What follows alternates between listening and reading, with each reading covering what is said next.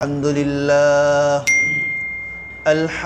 لله نحمده ونستعينه ونستغفره ونعوذ بالله من شرور أنفسنا ومن سيئات أعمالنا من يهده الله فلا مضل له ومن يضلله فلا هادي له ونشهد أن لا إله إلا الله وحده لا شريك له ونشهد أن محمدا عبده ورسوله أما بعد فأعوذ بالله من الشيطان الرجيم بسم الله الرحمن الرحيم يريدون ليطفئوا نور الله بأفواههم والله متم نوره ولو كره الكافرون وقال رسول الله صلى الله عليه وسلم أعطي رسول الله صلى الله عليه وسلم بثلاث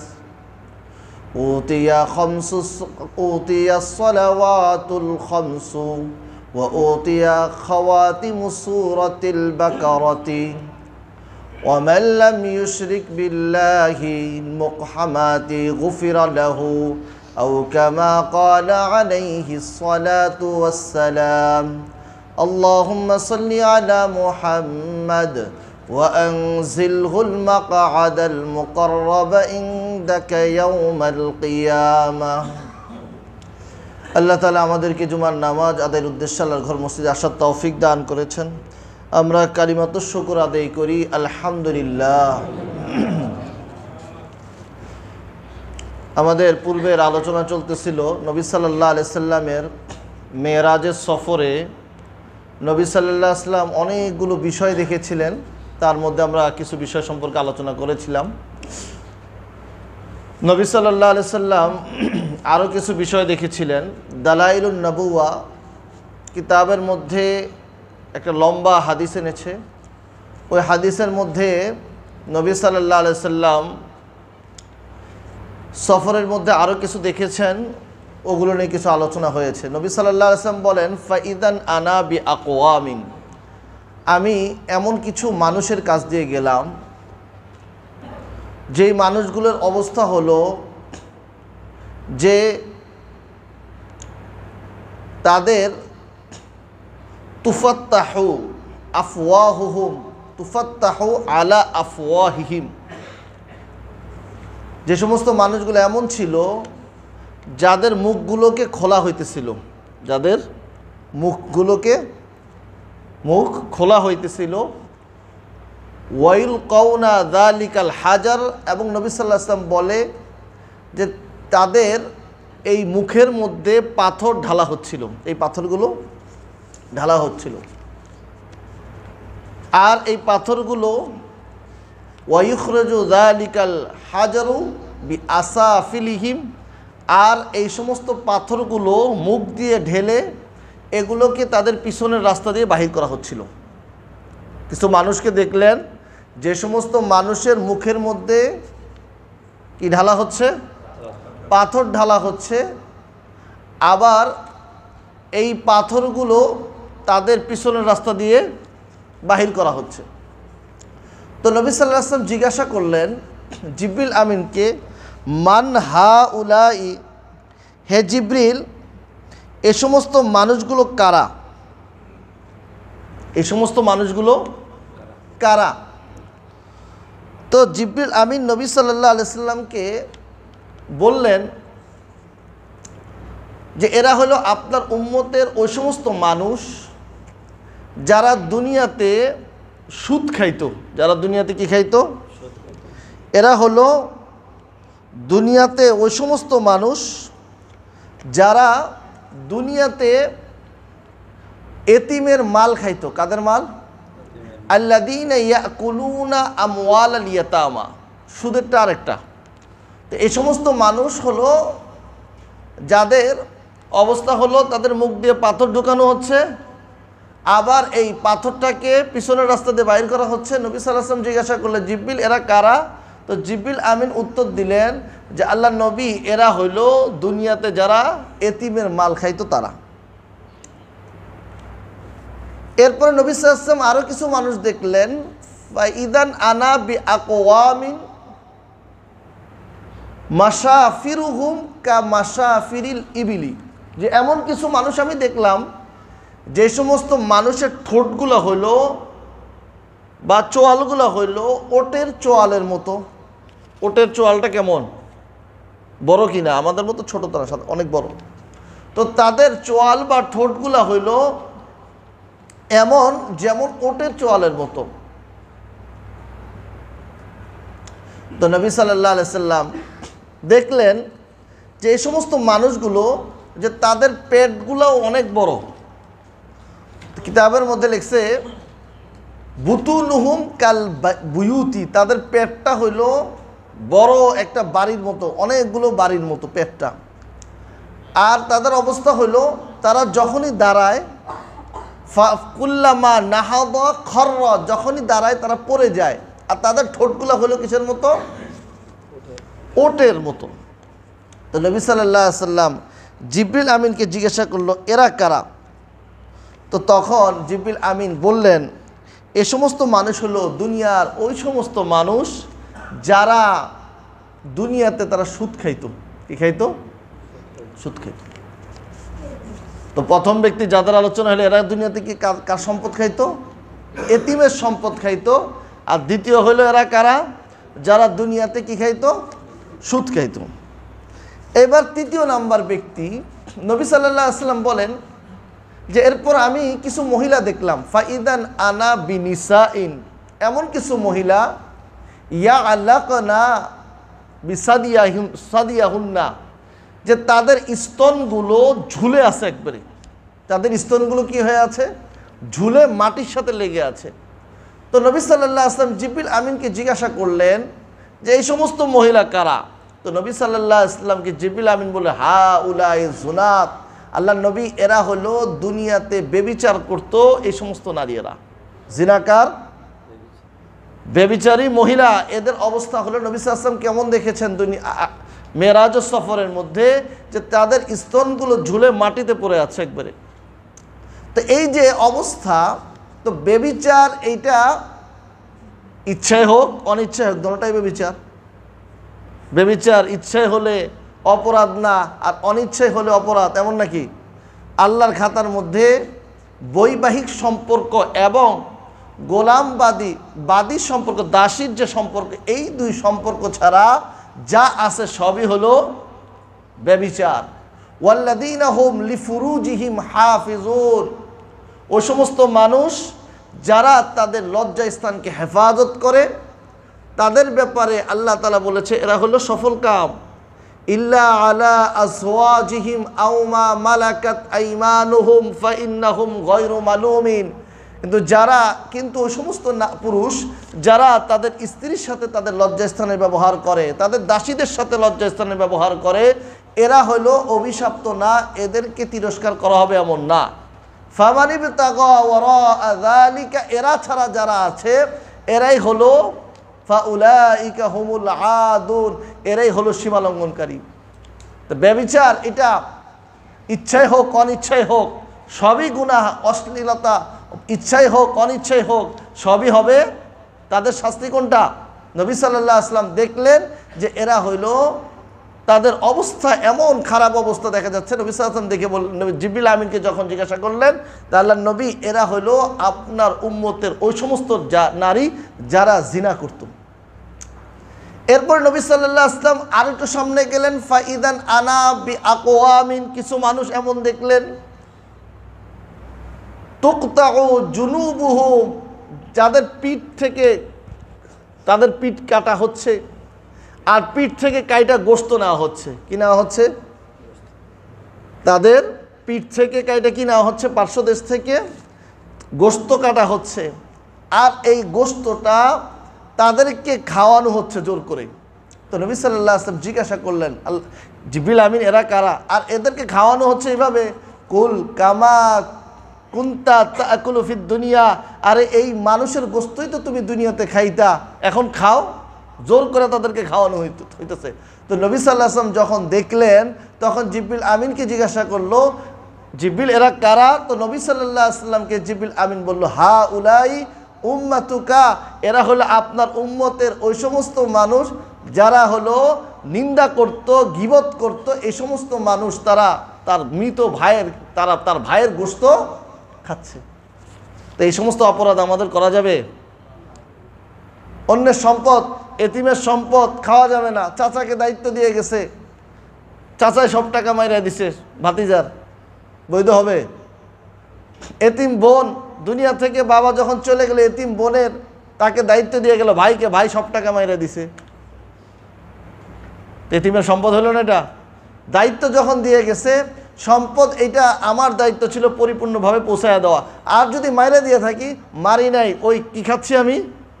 নবী সাল্লাল্লাহু আলাইহি ওয়াসাল্লাম বললেন না যে এরা হলো, তাদের পেটগুলো হইলো, যারা সুদ খাচ্ছে তাদের পেটগুলো হইলো বড় বড় ঘরের মতো, আর যারা এতিমের মাল খাচ্ছে তাদের অবস্থা হইলো, তাদের ঠোঁটগুলো হইলো কিসের মতো? ওটের ঠোঁটের মতো।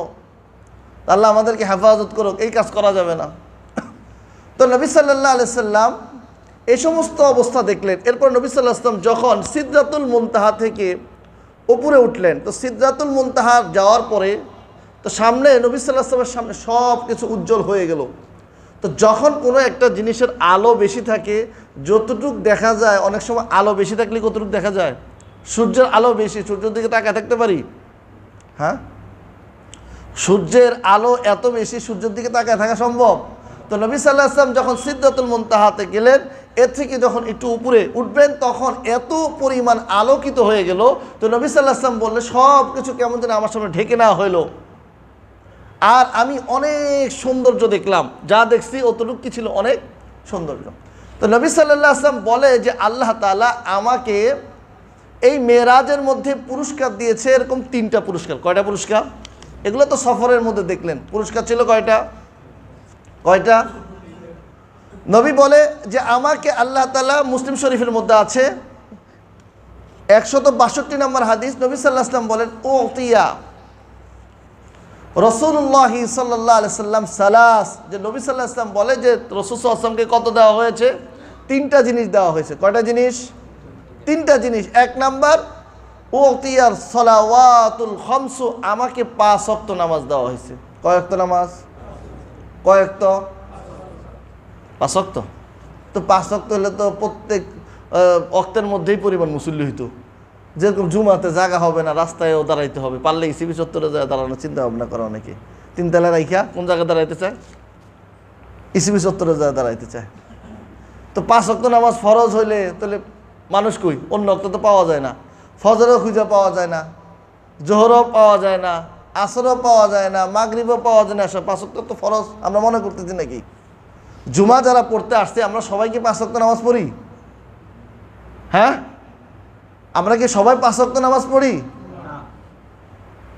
তো 5 ওয়াক্ত নামাজ তো ফরজ। আল্লাহ তাআলা 5 ওয়াক্ত নামাজ নবী সাল্লাল্লাহু আলাইহি ওয়াসাল্লামকে কোথায় দিয়েছেন? মেরাজে, জমিনে বসা। কোথায় নিয়ে গেছে?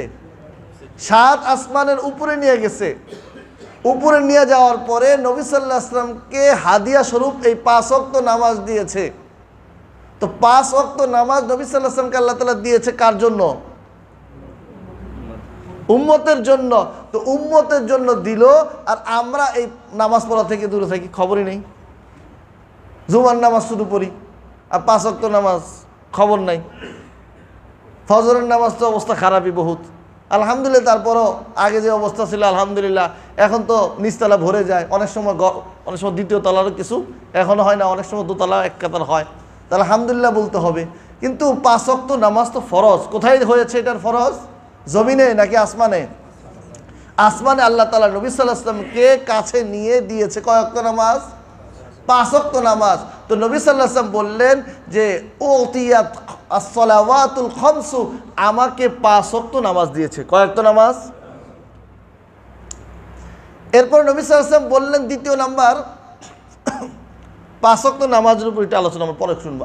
দ্বিতীয় নাম্বার, নবী সাল্লাল্লাহু আলাইহি ওয়াসাল্লাম ওয়া খাওয়াতিমুস সূরাতিল বাকারাতি, এবং সূরা বাকারার শেষ আয়াতগুলো আমাকে দিয়েছে।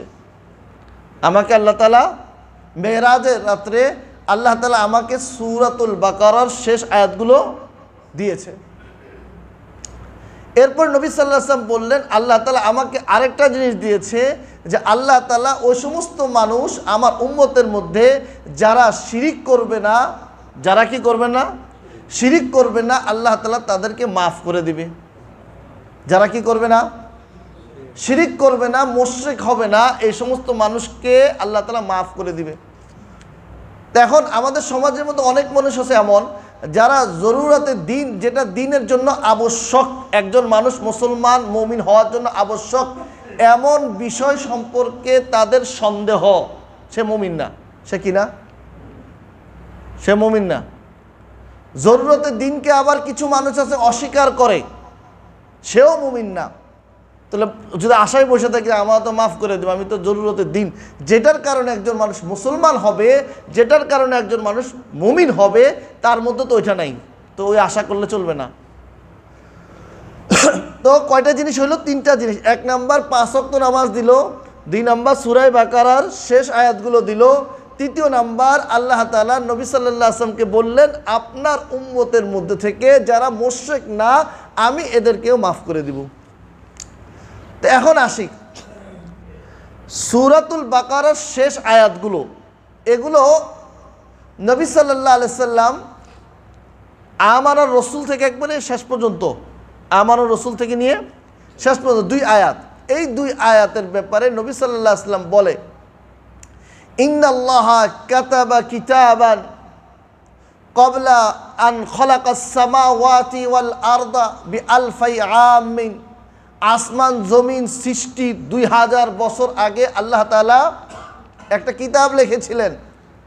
আসমান জমিন সৃষ্টির 2000 বছর আগে আল্লাহ তাআলা একটা কিতাব লিখেছিলেন। ফাআনজালা মিনহু আয়াতাইনে আল্লাযী তাম্মাত বিহি সূরাতুল বাকারাতি। যেই আল্লাহ তাআলা ওই কিতাব থেকে 2টা আয়াত নাজিল করেছেন। কয়টা আয়াত? যে 2টা আয়াতের মধ্যে আল্লাহ তাআলা সূরা বাকারাকে শেষ করেছেন। কয়টা আয়াত? 2টা আয়াত। যে 2টা আয়াতের উপরে আল্লাহ তাআলা সূরা বাকারাকে শেষ করেছিলেন, এই 2টা আয়াত নবী সাল্লাল্লাহু আলাইহি ওয়াসাল্লাম বলে, লা ইয়াকরাআন ফি দারিন সালাসা লায়ালিন ফায়াকরাবুহা শাইতান। কোন ঘরের মধ্যে এই সূরা বাকারার শেষ 2 আয়াত কোন ঘরের মধ্যে 3 রাত পড়া হবে। কয় রাত? কোন ঘরের মধ্যে কয় রাত? 3 রাত্র পড়া হবে, শয়তান এই ঘরের কাছে আসবে না। কে আসবে না? কোন ঘরের মধ্যে কয় রাত পড়া হবে? 3 রাত পড়া হবে। তো এই ঘরের কাছে কে থাকবে না? শয়তান থাকবে না। আল্লাহ তাআলা আমাদের সবাইকে আমল করার তৌফিক দান করুক। রাতের বেলা আমরা আমানুর রাসূল থেকে শেষ পর্যন্ত এতটুকু পড়ে ঘুমানোর চেষ্টা করব। নবী সাল্লাল্লাহু আলাইহি সাল্লাম বলে এরপরে, মান ক্বারাআ আয়াতাইনি মিন খাওয়াতিমু সূরাতিল বাকারাতি। যে ব্যক্তি সূরা বাকারার শেষ 2 আয়াত পড়লো, কাফাতাহু, তার জন্য এই 2টা আয়াত যথেষ্ট হয়ে যাবে। এই 2টা আয়াত কি হয়ে যাবে? যে ব্যক্তি সূরা বাকারার শেষ 2 আয়াত পড়লো, এই ব্যক্তির জন্য এই শেষ 2 আয়াতটা কি হয়ে যাবে? যথেষ্ট হয়ে যাবে। নবী সাল্লাল্লাহু আলাইহি ওয়াসাল্লাম আরেক হাদিসের মধ্যে বলেন, উতিয়াত হাদিহিল আয়াত। এই সমস্ত আয়াত খাওয়াতিমু সূরাতিল বাকারাতি, সূরা বাকারার এই শেষ আয়াতগুলো আল্লাহ তাআলা যে দিয়েছে কোথায় থেকে? মিন তাহতিল আরশি, আরশের নিচ থেকে দিয়েছে। কোথায় থেকে দিয়েছে? আল্লাহ তাআলা। নবী সাল্লাল্লাহু আলাইহি ওয়াসাল্লাম বলে এই সমস্ত আয়াতগুলো সূরা বাকারার শেষ আয়াতগুলো এগুলো আরশের নিচ থেকে দিয়েছে। আরেক হাদিসের মধ্যে আছে মিন কুনুজিল আরশি, আরশের খাজানা থেকে দিয়েছে। লাম ইউতা ক্বাবলাহু নাবিয়্যুন, এটা এগুলো রাসূল সাল্লাল্লাহু আলাইহি ওয়াসাল্লাম বলে ক্বাবলি নাবিয়্যুন, আমার পূর্বে কোনো নবীকে দেওয়া হয় নাই। আমার পূর্বে কোনো নবীকে দেওয়া হয় নাই। এই সূরা 2টা, এই সূরা বাকারার শেষ 2 আয়াত, এরকম আয়াত আর কোনো আমার পূর্বে কোনো নবীকে দেওয়া হয় নাই। তো এই 2 আয়াতের বিশেষ মর্যাদা আছে কিনা? অনেক মর্যাদা আছে। তো এই জন্য আমরা প্রত্যেকেই এই আয়াতগুলো পড়ার চেষ্টা করব ইনশাআল্লাহ।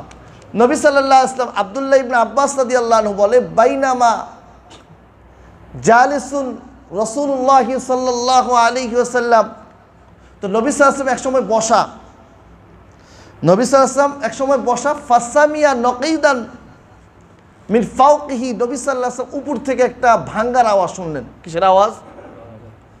নবী সাল্লাল্লাহু আলাইহি ওয়াসাল্লাম বসা, আব্দুল্লাহ ইবনে আব্বাস বলে নবী সাল্লাল্লাহু আলাইহি ওয়াসাল্লাম বসা, তো নবী সাল্লাল্লাহু আলাইহি ওয়াসাল্লাম একটা ভাঙ্গার আওয়াজ উপর থেকে। তো নবী সাল্লাল্লাহু আলাইহি ওয়াসাল্লাম ফারাফা রাসাহু, নবী সাল্লাল্লাহু আলাইহি ওয়াসাল্লাম মাথা উঠাইলেন। তো নবী সাল্লাল্লাহু আলাইহি ওয়াসাল্লাম দেখলেন তুফতাহু বাব, একটা দরজা খোলা হইল। নবী সাল্লাল্লাহু আলাইহি ওয়াসাল্লাম দেখলেন যে একটা দরজা খোলা হইল, মিনাস সামাই, যেই দরজাটা খোলা হইল, ফাসাল্লামা, একজন ফেরেশতা আসলো আর নবী সাল্লাল্লাহু আলাইহি ওয়াসাল্লামকে সালাম করলো। একজন ফেরেশতা এসে কাকে সালাম করলো? নবী সাল্লাল্লাহু আলাইহি ওয়াসাল্লামকে। এবং নবী সাল্লাল্লাহু আলাইহি ওয়াসাল্লামকে বলল, ইয়া মুহাম্মদ আবশির বিনুরাইন, হে মুহাম্মদ আপনি দুইটা নূরের সুসংবাদ নেন। কয়টা নূরের? কয়টা নূরের? নবী সাল্লাল্লাহু আলাইহি ওয়াসাল্লামকে বললেন, হে মুহাম্মদ আপনি দুইটা নূরের সুসংবাদ নেন, যেই দুইটা নূর উতিতা হুমা, যেই নূর দুইটা আপনাকে দেওয়া হয়েছে, লাম ইউতা হুমাস, আর এরকম কাউকে দেওয়া হয়নি। যেই দুইটা নূর কাকে দেওয়া হয়েছে? আপনাকে দেওয়া হয়েছে, আপনার পূর্বে কোনো নবীকে দেওয়া হয় না। তো নবী সাল্লাল্লাহু আলাইহি ওয়াসাল্লামকে বলা হলো সেই দুইটা নূর হলো ফাতিহাতুল কিতাব ও খাওয়াতিমুস সূরাতিল বাকারা, আর একটা হলো সূরা বাকারার শেষ আয়াতগুলো। তো এই যে নবী সাল্লাল্লাহু আলাইহি ওয়াসাল্লামকে বললেন যে হে মুহাম্মদ আপনি সুসংবাদ নেন, এই দুইটা জিনিস কি? দুইটা নূরের সুসংবাদ দিল। এই দুইটা জিনিস কি? একটা হলো সূরা বাকারা শেষ আয়াত, 2 আয়াত, আরেকটা হলো সূরা ফাতিহা। তাহলে আমরা সূরা বাকারার শেষ 2 আয়াতের ফজিলত জানতে পারলাম কিনা? একটা জানলাম এটা আরশের নিচ থেকে, আরেকটা জানলাম এটা আল্লাহ তাআলা আসমান জমিন সৃষ্টি করার 2000 বছর আগে লিখে রেখেছিলেন কিতাব, ওই কিতাব থেকে দিয়েছে। তৃতীয় নাম্বার জানলাম কেউ যদি রাতের বেলা এটা 3 রাত্র পরে তো শয়তান তার কাছেও আসবে না। চতুর্থ নাম্বার জানলাম যে এই 2টা আয়াত সূরা বাকারার শেষ 2 আয়াত পড়বে তার জন্য যথেষ্ট হয়ে যাবে। তা আমল করা যায় কিনা? রাতের বেলা শোয়ার আগে আমরা এই 2টা আয়াত আমরা পড়ে নিব ইনশাআল্লাহ। এবার আসি, নবী সাল্লাল্লাহু আলাইহি ওয়াসাল্লামকে কয় ওয়াক্ত নামাজ দেওয়া হইল? 5 ওয়াক্ত নামাজ।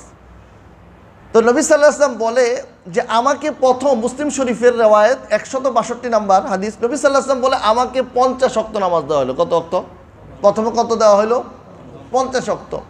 তো নবী সাল্লাল্লাহু আলাইহি ওয়াসাল্লাম 50 ওয়াক্ত নিয়ে চলা শুরু করেছেন। তো ষষ্ঠ আসমানে যখন আসলেন, হযরত মুসা আলাইহিস সালাম বললেন যে আপনাকে আল্লাহ তাআলা কি দিয়েছে? তো নবী সাল্লাল্লাহু আলাইহি ওয়াসাল্লাম বললেন আমাকে তো 50 ওয়াক্ত নামাজ দিছে। কয় ওয়াক্ত নামাজ দিছে? 50 ওয়াক্ত নামাজ দিছে। তো মুসা আলাইহিস সালাম বললেন ইন্না উম্মাতাকা লা ইউতিকুনা যালিকা, আপনার উম্মত এটা পারবে না। আপনার উম্মত এটা কি বললেন মুসা আলাইহিস সালাম? যে আপনার উম্মত এটা পারবে না। আমাদের মধ্যে অনেকে হেলান দিয়ে ঘুমায়, দয়া করে এই কাজ করেন না, ওযু চলে যাবে। তো আপনার উম্মত এটা পারবে না। তা আপনি যান, যায় আল্লাহর কাছ থেকে একটু সহজ করে নিয়ে আসেন। তো নবী সাল্লাল্লাহু আলাইহি ওয়াসাল্লাম গেলেন, ইয়া রব্বি খাফফিফ, হে আল্লাহ, হে আমার রব, আপনি আমার উম্মতের উপরে সহজ করেন। তো আল্লাহ তাআলা কত কমায় দিলেন? ফাহাত্তা খামসান, আল্লাহ তাআলা 5 কমায় দিলেন। এরপর আবার আসলেন, মুসা আসলাম আবার বললেন যে না 45 তো বেশি হয়ে যায়, আরেকটু যান। আবার বললেন, আল্লাহ তাআলা আরও 5 কমায় দিলেন। এইভাবে কমাইতে কমাইতে কত রইল? 5 রইল। আল্লাহ তাআলা বললেন এই 5 নামাজ কেউ যদি পড়ে তাকে কত দেওয়া হবে? 10 গুণ। কত গুণ বাড়ায় দেওয়া হবে? নবী সাল্লাল্লাহু আলাইহি ওয়াসাল্লাম ওই হাদিসের শেষে বলছেন মান হাম্মা হাসানাতান, কেউ যদি ভালো কাজের ইচ্ছা করে তো ফালাহু হাসানাতুন, তাকে দেওয়া হবে হইল কয়টা নেকি? একটা নেকি। ওয়ামান হাম্মা ও আমিলা বিহা, আর যে কোনো ভালো কাজের ইচ্ছা করে এবং ওই ভালো কাজটা করেও ফেলে, তো নবী সাল্লাল্লাহু আলাইহি ওয়াসাল্লাম বলে যে তাকে কত দেওয়া হবে? ফালাহু আশরু আমসালিহা, তাকে 10 গুণ দেওয়া হবে। কয় গুণ? তো 5 ওয়াক্ত নামাজ পড়লে নবী আল্লাহ তাআলা বললেন কত ওয়াক্ত সওয়াব দিবে? 50 ওয়াক্তের সওয়াব 10 গুণ বাড়ায় দিবে। তো তো নবী সাল্লাল্লাহু আলাইহি সাল্লাম এই পুরস্কার নিয়ে যখন চলে আসলেন, তো সফর ছিল কোথায় থেকে সফরটা শুরু হয়েছিল? বাইতুল্লাহ থেকে। বাইতুল্লাহর পাশে নবী সাল্লাল্লাহু আলাইহি সাল্লাম ঘুমের অবস্থায় ছিলেন, ওইখান থেকে জিবরিল আমিন এবং মিকাইল নিয়ে গেছিল। তো নবী সাল্লাল্লাহু আলাইহি সাল্লাম ওই দিন যখন আসলেন, আসার পরে পুরা রাত্র তো সফর করলেন, সকালবেলা বসা নবী সাল্লাল্লাহু আলাইহি সাল্লাম তো চিন্তা করতেছে, এই কথা যদি আমি এই জাতির সামনে বলি তাহলে তো এই জাতি আমাকে নিয়ে কি করবে, মজা করবে নাকি? হ্যাঁ। তো নবী সাল্লাল্লাহু আলাইহি ওয়াসাল্লাম চিন্তা করতেছে, এই জাতির সামনে যদি আমি বলি ফাকারিবতু কারবাতান শাদীদা, আমি অনেক পেরেশান ছিলাম, আমি এটা কি করব, আমি কি এটা বলবো তাদের সামনে? কারণ আমি এই সময়ের মধ্যে, রাতের মধ্যে আসমান ঘুরে আসলাম, বাইতুল মাকদিস গেলাম, এত জায়গায় গেলাম, এত কিছু দেখলাম, এটা কিভাবে বলি? তো নবী সাল্লাল্লাহু আলাইহি ওয়াসাল্লাম এরকম একটা অবস্থায় বসা বাইতুল্লাহর সামনে। তো ঘটনাক্রমে আবু জেহেল হাজির। কে হাজির? আবু জেহেল হাজির। তা আবু জেহেল দেখা, নবী সাল্লাল্লাহু আলাইহি ওয়াসাল্লামকে দেখা একটু ঠাট্টা করে কইতেছে, কি মোহাম্মদ, কি খবর? এই কথা কিন্তু একটাই কথা, এটা কাহারোর সাথে সুন্দর মধ্যে বললে সে খুশি হয়ে যায়, আরেকবার বললে সে কি বুঝে আমার সাথে কি করতেছে। কারণ আমার চেহারার মধ্যে আবু জেহেল যখন দেখলো আমি পেরেশান, যখন সে আমাকে জিজ্ঞাসা করতে ভালো মন্দ, তো তার কথাটা এখানে হাদিসের মধ্যে কাল মুস্তাহজি, সে কেমন জানি জিজ্ঞাসা করেছে যে ঠাট্টা করার মতো। তো আবু জেহেলকে নবী সাল্লাল্লাহু আলাইহি ওয়াসাল্লাম বললেন, বিষয়টা হলো এমন যে আমি আল্লাহ তাআলা আমাকে এইভাবে 7 আসমান ঘুরাইয়া নিয়ে আসছে, আমি এই বিষয়গুলো হয়েছে। তো সে জিজ্ঞাসা করলো কোথায় গেছো, বললো যে বাইতুল মাকদিসে গেছে। ওখান থেকে কোথায় গেছো পুরা বললো। তা আবু জেহেল এই কথা শোনার পরে, তুমি যে আমাকে যে কথাটা বললা, এই কথাটা কি পুরা মানুষের সামনে বলতে পারবা? হ্যাঁ বলতে পারবো। আবু জেহেলের চিন্তা হলে আমি একা তাকে লজ্জা দেবো না, সবাই মিলে দেবো। আবু জেহেলের প্ল্যানটা কি ছিল? আমি মোহাম্মদকে তার এই কথাকে মিথ্যা বলবো, একা না, পুরা সবাই মিলা বলবো। তো সে করলো কি, কাব ইবনে লুয়াই তাদের পুরা গোত্রকে ডেকে নিয়ে আসলো। ডাকার পরে সবাই সামনে নবী সাল্লাল্লাহু আলাইহি ওয়াসাল্লামকে জিজ্ঞাসা করলো এই বিষয়। তো তাদের মধ্যে অনেকে এমনও ছিল যারা বাইতুল মাকদিস আগে গিয়েছে, আবার এই সম্পর্কে তাদের জানা আছে। তো তারা নবী সাল্লাল্লাহু আলাইহি ওয়াসাল্লামকে এখন নবী সাল্লাল্লাহু আলাইহি ওয়াসাল্লামকে জিজ্ঞাসা করতেছে। মুসলিম শরীফের মধ্যে আছে, নবী সাল্লাল্লাহু আলাইহি ওয়াসাল্লামকে যখন তারা জিজ্ঞাসা করতেছে বাইতুল মাকদিস সম্পর্কে, আপনি একটা এলাকাতে গেছেন, একটা মসজিদে নামাজ পড়ছেন, ওই জায়গায় যায় কি আমি আর আপনি জানালা দরজা গুনি? হ্যাঁ, আমরা মক্কাতে যখন উমরার জন্য যাই, আমরা কি যাই মক্কার পিলার গনি, নাকি বাইতুল্লাহর তোয়াফ করি বা ইবাদত করি? বা কোনো এলাকাতে আপনি গেলেন ঘুরতে, তো ওই জায়গায় কি জানালা করবেন, দরজা করবেন? এগুলো তো করবেন। তো নবী সাল্লাল্লাহু আলাইহি ওয়াসাল্লাম গেলেন বাইতুল মাকদিসে। এখন তাদের প্রশ্ন, নবী সাল্লাল্লাহু আলাইহি ওয়াসাল্লামকে তারা প্রশ্ন শুরু করলো, বাইতুল মাকদিসের দরজা কয়টা, বাইতুল মাকদিসের মুকাদ্দাসের জানালা কয়টা, তার সামনে কি পরিমাণ জায়গা, পিছনে কি পরিমাণ জায়গা, আশেপাশে কি আছে, এগুলো জিজ্ঞাসা করা শুরু করলো। তো নবী সাল্লাল্লাহু আলাইহি ওয়াসাল্লাম বলে, আমি তো পেরেশান হয়ে যাচ্ছি, কিন্তু আল্লাহ তাআলা আমার সামনে এই সমস্ত জিনিসটা একবার স্পষ্ট করে দিলেন, আমি দেখতেছি আর আমি তাদের সামনে বলতেছি। তো নবী সাল্লাল্লাহু আলাইহি ওয়াসাল্লাম বলে যে আমার সামনে আল্লাহ তাআলা ফারাফাহুল্লাহু, আমার সামনে পুরা বাইতুল মাকদিসকে সামনে দিয়ে দিল আল্লাহ তাআলা। আনজুর ইলাইহি, আমি এগুলোর দিকে দেখতেছি, আর দেখে দেখে মা ইয়াসআলুনাহু মিন শাইইন, তারা আমাকে যে জিনিস সম্পর্কে জিজ্ঞাসা করতেছে আমি দেখতেছি, আর আমি সরাসরি তাদের সামনে বলতেছি। তো কে সামনে দিল? আল্লাহ তাআলা সামনে করে দিল। তো নবী সাল্লাল্লাহু আলাইহি ওয়াসাল্লাম এই যে সামনে আল্লাহ তাআলা করে দিলেন, নবী সাল্লাল্লাহু আলাইহি ওয়াসাল্লাম দেখতেছে আর কি করতেছে, তাদেরকে উত্তর দিচ্ছে। তারা যেটাই করতে, এখন যারা গেছে তারা বলতো হ্যাঁ সবই তো ঠিক বলে, তারা বলতেছে কি সবই তো ঠিক, বাইতুল মাকদিসের সামনে এগুলো আছে, ভিতরে এই আছে সে আছে, সবই ঠিক আছে। তো তারা বললো হ্যাঁ তার কথা ঠিক আছে, কিন্তু এরপরেও কি মান আনছে? হ্যাঁ। আবার জিজ্ঞাসা করলো, নবী সাল্লাল্লাহু আলাইহি ওয়াসাল্লাম বললেন রাস্তার মধ্যে যাইতে আমি এক কুরাইশের কাফেলাদের একটা দেখছি, তাদের মধ্যে এই ঘটনা ঘটছে। তো তারা আইসা নবী সাল্লাল্লাহু আলাইহি ওয়াসাল্লাম যেই বিষয়গুলো বলছে এগুলো তারা বলল, তারপরও কি করে নাই, তারা ঈমান আনে নাই।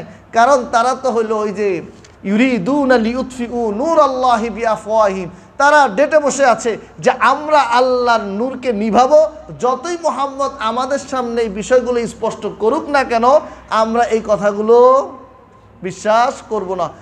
আল্লাহ তাআলা আমাদের সবাইকে, আমরা যতটুকু শুনলাম যে সমস্ত ফজিলতের আলোচনাগুলো হইল সূরাতুল বাকারার শেষের বিষয়ে, আমরা এটার উপর আমল করার চেষ্টা করব। ওয়া আখির